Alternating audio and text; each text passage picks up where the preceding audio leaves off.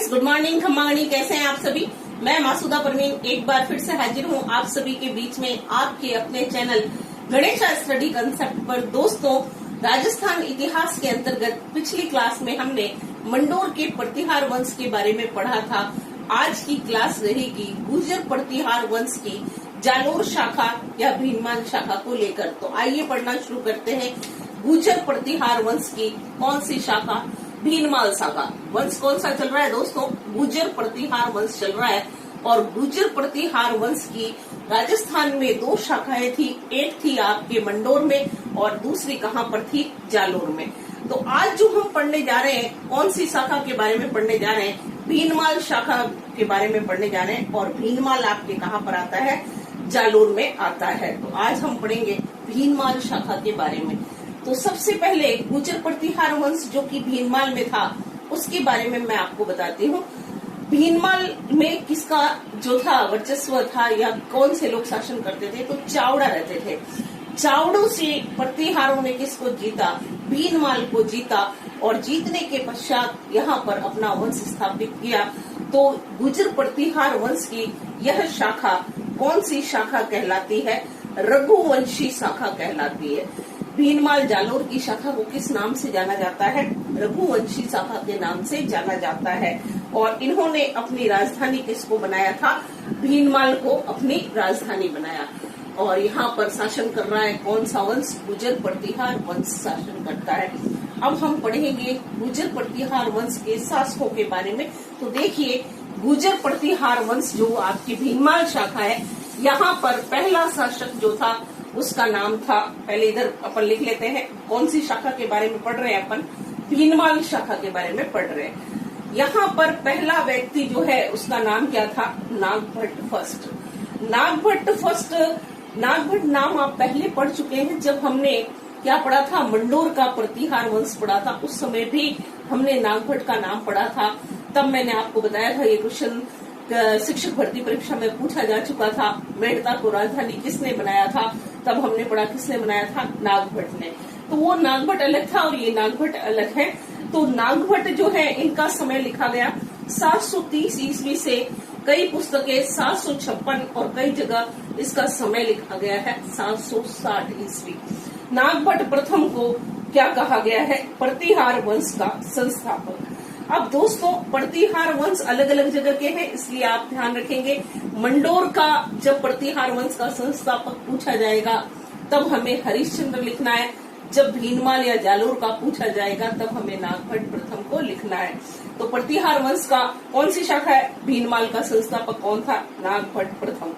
नागभट्ट प्रथम को किस नाम से जाना गया है? नागावलोक के नाम से जाना जाता है।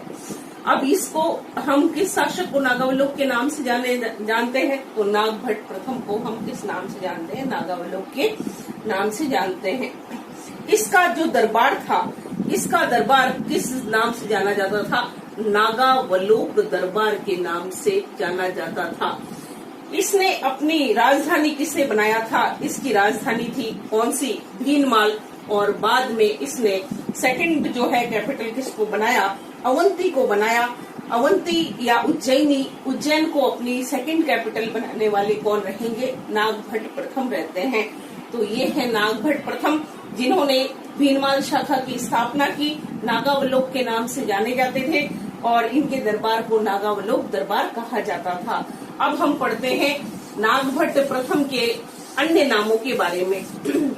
तो देखिए फ्रेंड्स, इनके अन्य नाम के बारे में जब आप पढ़ते हैं तो इसके अन्य नाम या उपाधियां क्या क्या थी? तो इसे कहा जाता था नारायण की मूर्ति का प्रतीक। अब नारायण की मूर्ति का प्रतीक किसे कहा जाता है? ऐसा कोई प्रश्न पूछा जाएगा तब हमें उत्तर क्या लिखना है? नागभट्ट प्रथम। दूसरा, अगर आप पढ़ते हैं तो इसे राम का प्रतिहार कहा जाता है। जब हमने प्रतिहार वंश के बारे में पढ़ना शुरू किया था तब मैंने आपको एक बात बताई थी कि जो प्रतिहार है वो स्वयं को भगवान राम की भाई लक्ष्मण का वंशज मानते हैं। इन्होंने क्या किया था? द्वारपाल की तरह काम किया था। तो इसे क्या क्या कहा गया? राम का प्रतिहार। और कहा गया इंद्र के दंभ का नाश करने वाला। ये यदि पूछा जाता है वो भी हमें क्या नाम लिखना है?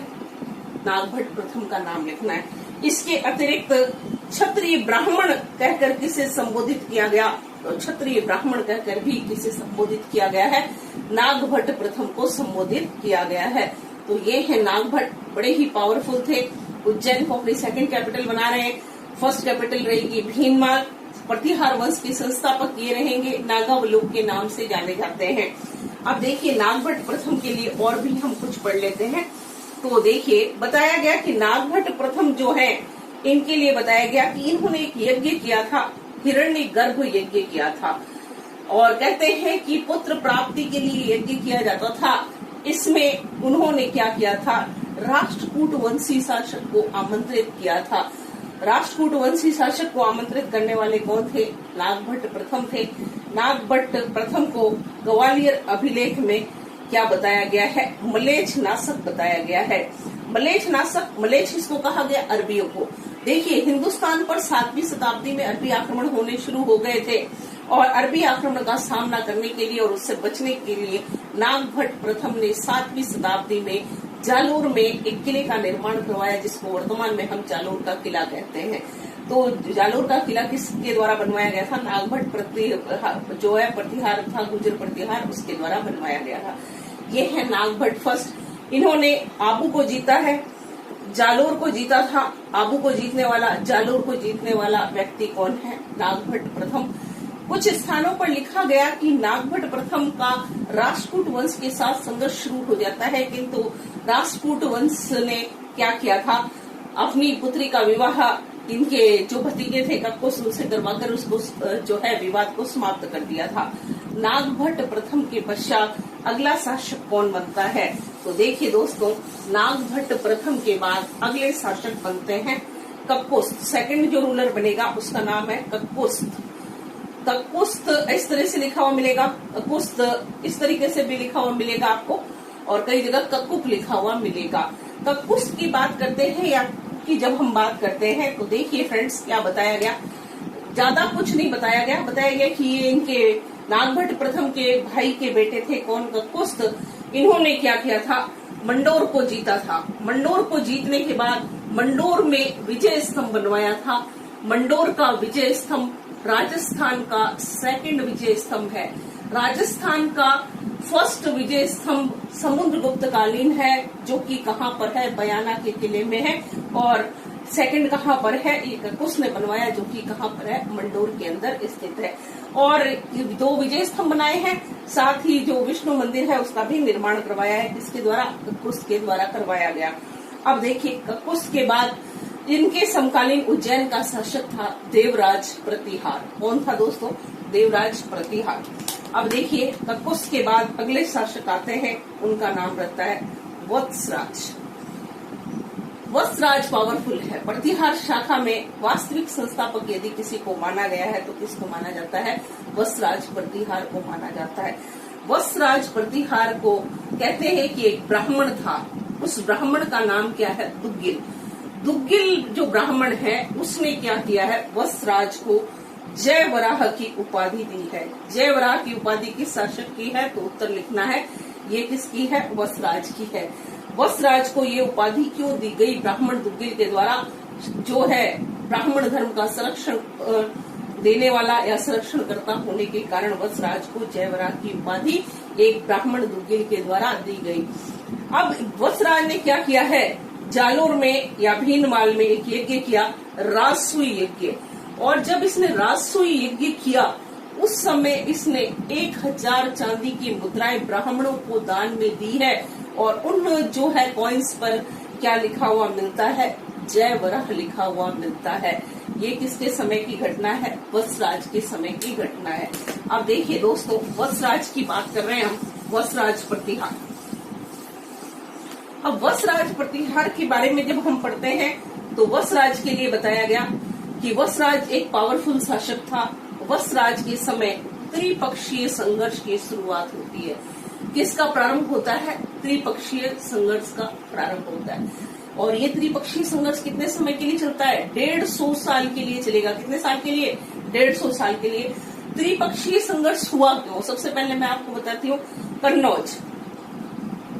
देखिए फ्रेंड्स, कन्नौज जो है हर्षवर्धन, इंडियन हिस्ट्री जब मैं आपको पढ़ाऊंगी पूरी डिटेल से पढ़ाऊंगी, शॉर्ट में बता देती हूँ। हर्षवर्धन जो था, हर्षवर्धन की राजधानी कौन सी रहती है? कन्नौज। एक राजधानी थानेश्वर थी, फिर बाद में अगली राजधानी कौन सी बनती है? कन्नौज। हर्षवर्धन की मृत्यु होती है 647 ईस्वी में। हर्षवर्धन की मृत्यु के बाद कन्नौज को लेकर 3 जो बड़े बड़े वंश थे उनके बीच में युद्ध होता है। वो कौन कौन से थे? तो देखिए, कन्नौज को लेकर जो संघर्ष होता है, तो यहाँ पर ये आपका उत्तर, ये दक्षिण, ये पश्चिम और इधर है पूर्व। अब हम ये देखते हैं कि ये भारत है। भारत का मानचित्र इस तरीके से हम ड्रॉ कर लेते हैं।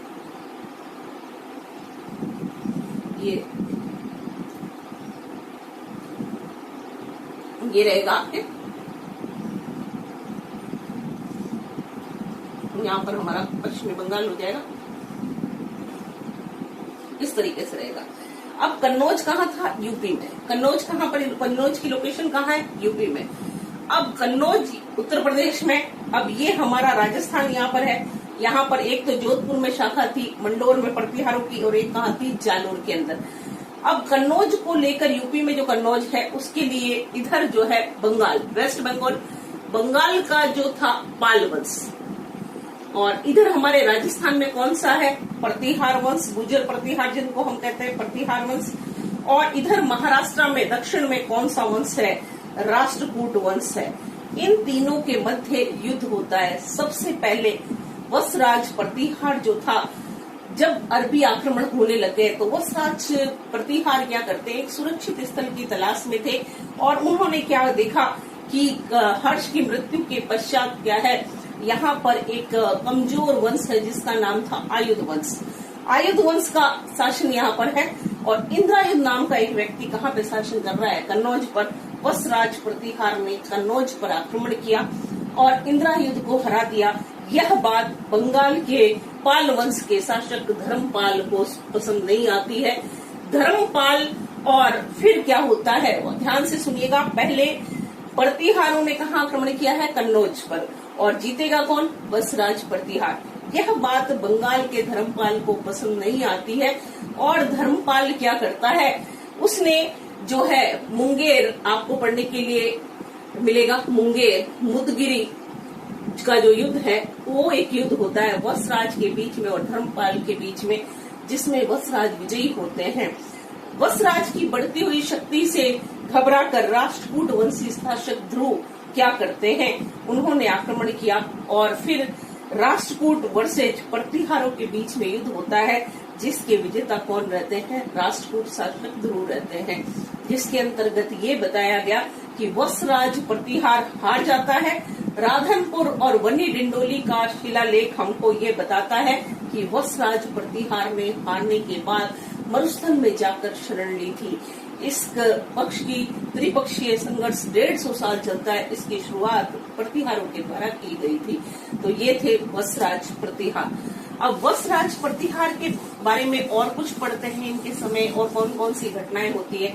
तो वसराज के समय ओसिया, जो कि कहाँ पर है? जोधपुर में।